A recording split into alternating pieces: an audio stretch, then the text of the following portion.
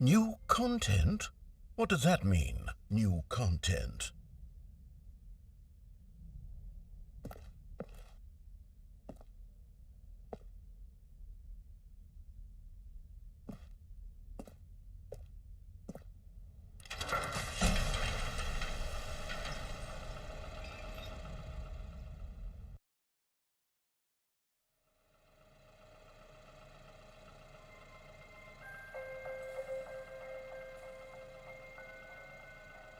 Hello, and thank you for playing the Stanley Parable Ultra Deluxe. As you may know, the Stanley Parable was a video game released in 2013 on home computers. After receiving critical and commercial success, it was expanded upon in 2022 with the Stanley Parable Ultra Deluxe, a reimagining of the game for consoles and home computers. The Stanley Parable Ultra Deluxe features exciting new content that broadens and expands the world of the Stanley Parable, delighting audiences the world over. Please, step inside and see what thrilling new adventures await in the Stanley Parable Ultra Deluxe. Oh, well, this sounds delightful. I'm very excited to see the thrilling new Ultra Deluxe content.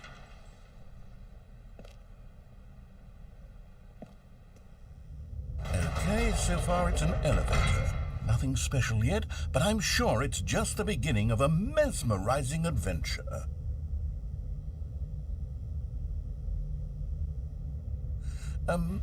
Is it broken?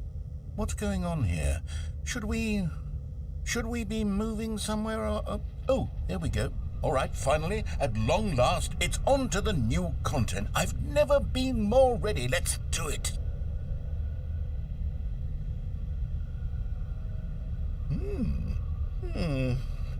I have to say, initial impressions of Stanley Parable Ultra Deluxe, mostly tedious. It's as if Oh, okay. Let's see the content. Gimme the content, Stanley.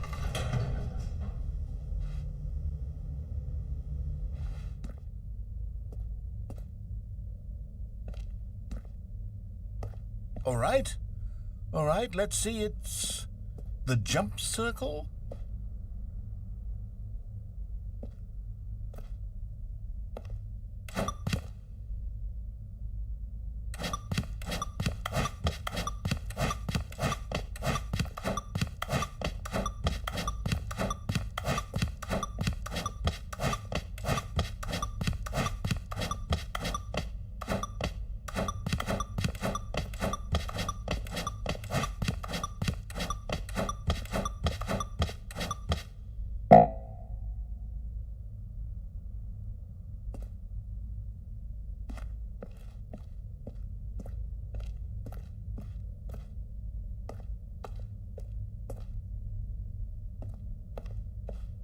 Is that it? Surely that's not all the new content. There has to be something else, right?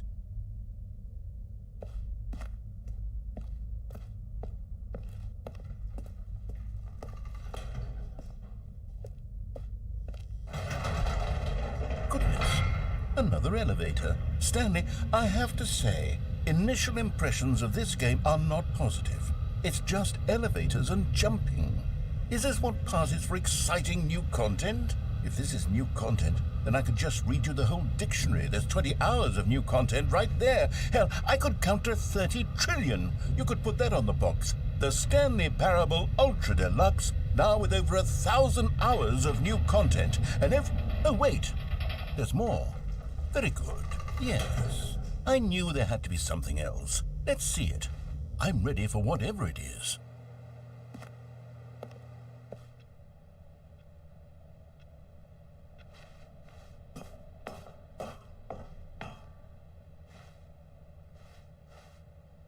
That's it? Oh, you've got to be kidding me. You see, Stanley? This is what happens when greedy video game developers with no respect for their fan base rush a cheap expansion to market for no reason other than to make an easy dollar. And don't get me started on the level of craftsmanship that's gone into it. In fact, I'm looking right now at the game's trophies, and it's hard to believe one of them actually says, "Test trophy, please ignore." What quality assurance department signed off on this? I'm infuriated and I'm offended, and I intend to find these people on Twitter and hold them personally accountable. It's my fault, Stanley. I built up too much anticipation around the new content, I'm afraid. It could never have lived up to such expectations. If you're still with me, why don't we just reset the game, and we'll try to get back to what the Stanley Parable is really about. No frills, no gimmicks.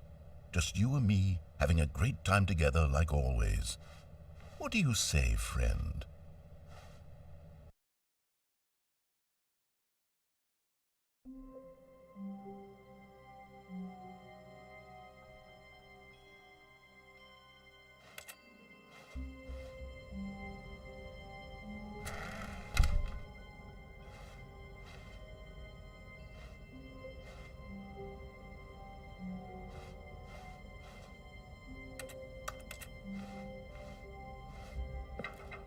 Psst!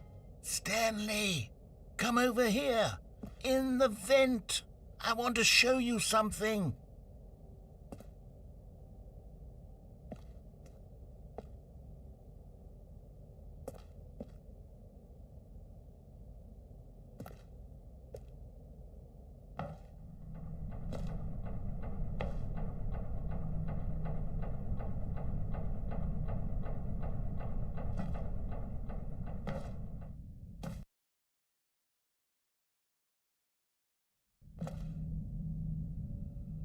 Okay, you remember how cheap and unsatisfying the new Ultra Deluxe content turned out to be? Well, it got me thinking about the past and how much better the Stanley Parable used to be. So I made something special and tucked it away here where the game's developers won't find it. Just our little secret. Take a look.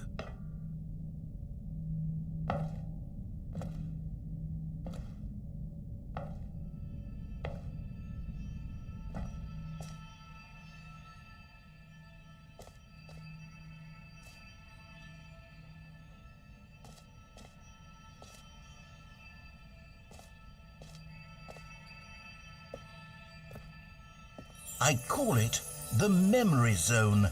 It's where I've been storing all my favorite memories so I can relive the peak experiences of my life whenever I want.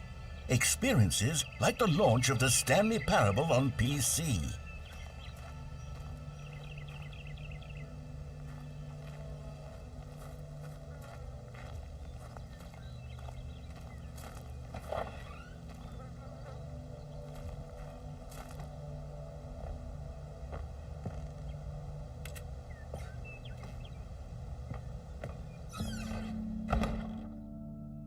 You see, Stanley, doesn't the Memory Zone remind you of how wonderful Stanley Parable was before it was sullied with a cheap PlayStation port?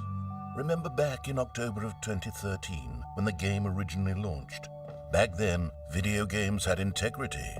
Back then, it all meant something. Oh, the waste.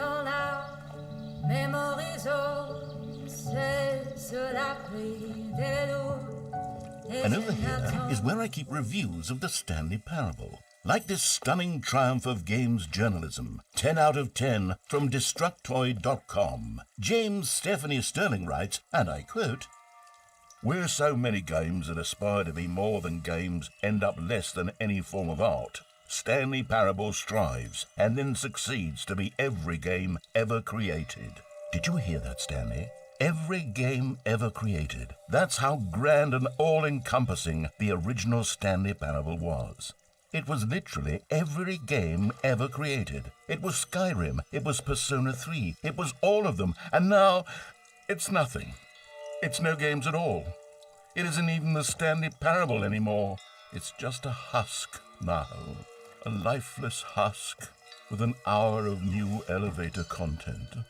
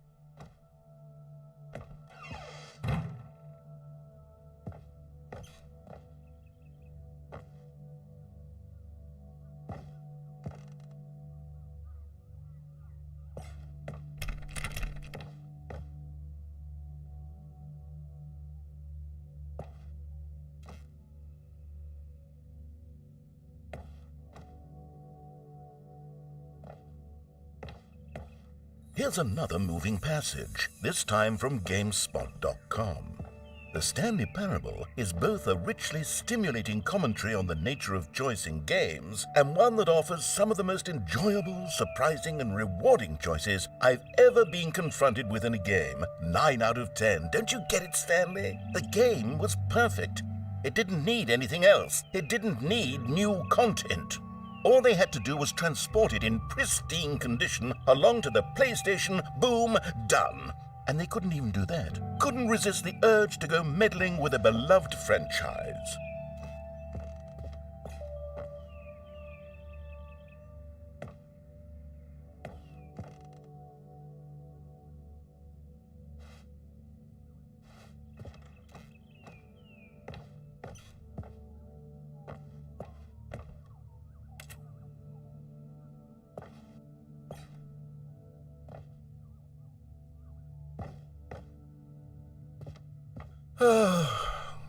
These were simpler times, Stanley, but I wouldn't give to go back to have it all over again.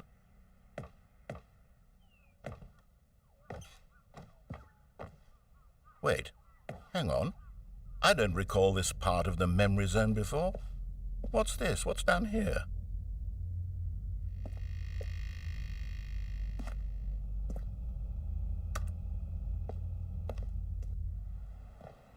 Oh no, oh God, no, Stanley. It's a collection of reviews from Pressurized Gas, the extremely popular online storefront for computer games.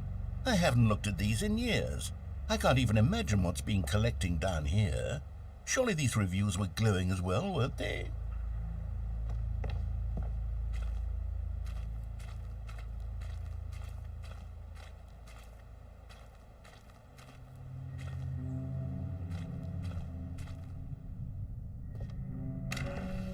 Honestly, I could not be bothered to play this game to full completion. The narrator is obnoxious and unfunny, with his humor and dialogue proving to be more irritating than entertaining. Unfunny! I'm not trying to be funny.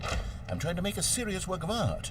I suppose I could write up a handful of gags to insert into the Stanley Parable, but the game is already such a densely layered web of profound philosophical insights that I can't even imagine where I'd have the room to stick them.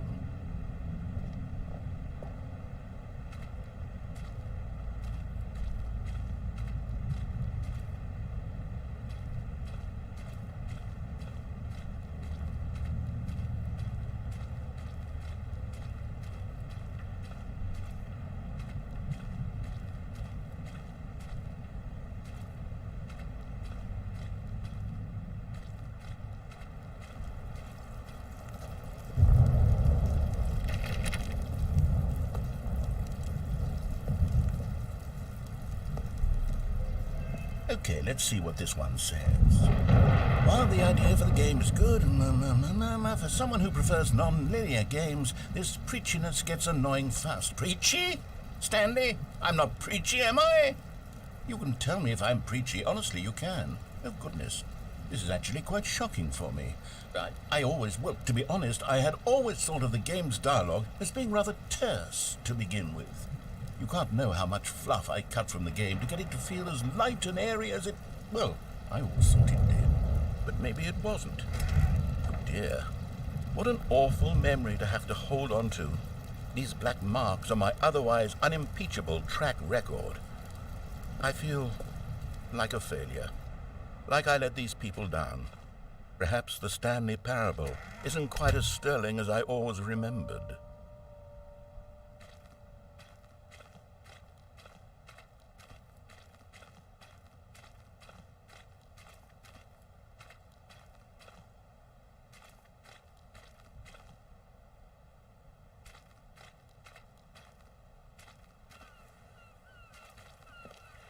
What's this one got to say?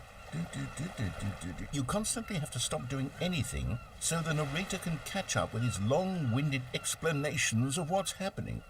I wish there was a skip button. A skip button? Well, yes. Yes, I think we can do that. If I'm truly too preachy, then maybe letting you skip ahead for just a moment, surely it couldn't hurt. Not if it means we can strike these negative reviews from the record. Only positive reviews of the Stanley Parable. That's my motto today, and it's always been my motto. I'd do anything for the customer, Stanley. Yes, a skip button we shall have.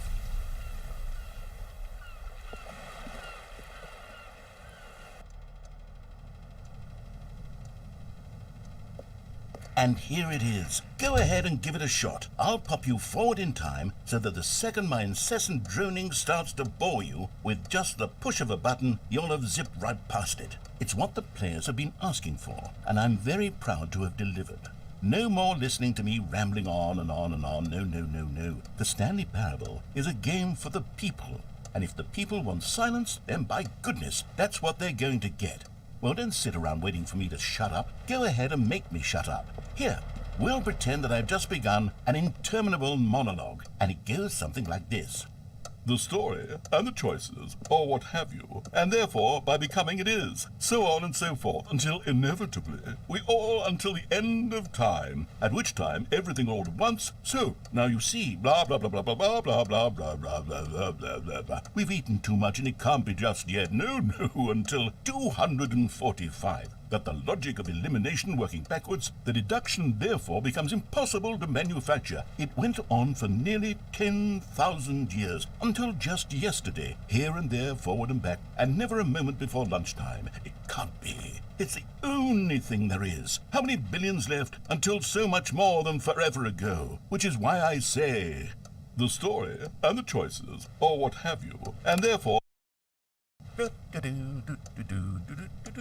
Oh, you're back, you see. You were only frozen in time for a few minutes, but it was plenty of time for me to deliver a long, rambling monologue full of unnecessary verbal flourishes and lengthy ruminations on the nature of choice in video games. Of course, I happen to believe it was perhaps one of my more profound such ruminations. Not that, of course, you need a description of it, but if I had to describe it, I'd say it was perhaps less of a rumination and more of a treatise. Or maybe a manifesto. Look, I'll outline it for you very briefly, and you can tell me what you think. Okay, so my theory is that any choice you've ever made is simply... Well there, sport. You really did catch me rambling on a bit, didn't you? But that's the power of the button. The minute I start to go off on a thoughtless display of self-absorption, it's right... Okay, welcome back, Stanley. Now, I should say that the amount of time the button has been skipping through is becoming longer and longer. That last one was, well, I want to say maybe 30, 45 minutes? It's not unendurable by any means, but it's, well, there's really only so much I can ramble on to myself about. I know, it's shocking, isn't it? But at any rate, I do suggest that we not press the button again. I think the skip button has been aptly demonstrated, and we can say goodbye to it and just... Wait, how do we get out of here? Where did the door go? Wasn't there a door that led into this room? I do feel quite certain that there was one here before. How else would we have gotten into the room in the first place? I don't think one can enter a room without a door of some sort, or a window or something like that. Do you see a window anywhere? A porthole? A sufficiently large crack in the wall? I'll take any of these. All I want is for us to move on and to please step away from the skip button, to go anywhere other than the skip button. There was a door here before, wasn't there? I swear there was. Where did it go? Can you maybe... Stanley, please don't push the button again. It's been 12 hours. You've just been frozen there. I don't know why the skips are getting longer, but they're really, truly getting longer, and my God, there's no way out of the room. Stanley, the door is gone. It's completely gone. I've looked at it from every angle. I've checked every one of those walls 1,000 times, and there's no door, Stanley. There's no door. There's just you and the button, and if you keep pressing it, I have no idea. Oh, Stanley, you're back. You're back. Oh, my goodness. I have someone to talk to again. Stanley, I think it's been a week. Or 2 weeks. I've been sitting here all that time. Just sitting here. Not a single person to speak with. And you'd think that that's just how it's always been, right? Me talking and you saying nothing. Would you think that it's exactly the same as always? Doesn't that feel like what we've already been doing? Me just talking? But it isn't, Stanley. It isn't the same at all. It isn't even close. Because I know you can't hear me once you push that button. That's what I'm realizing now, Stanley. I'm realizing that I needed to know that someone was listening. I needed there to be a vessel through which my... Oh, hello. It's you. You're here again. Welcome. I have had time to think about you and about us and about everything we've been through. I've had so much time. I stopped keeping track after a year. Have you ever sat down in one place and not moved for one entire year? Let me describe it for you. To begin with, there is only regret. There is only the turning wheel of missed opportunities. I felt nothing at all but regret for the longest time, Stanley. Days, months. I lost it all in a blur of the deepest longing to undo the past. And when that feeling had begun to subside, what took its place is what I can only describe as the collapse of every moment I have ever experienced my entire life. All of them collapsed down into a single instant. In that instant, I could see myself clearly, calmly, with a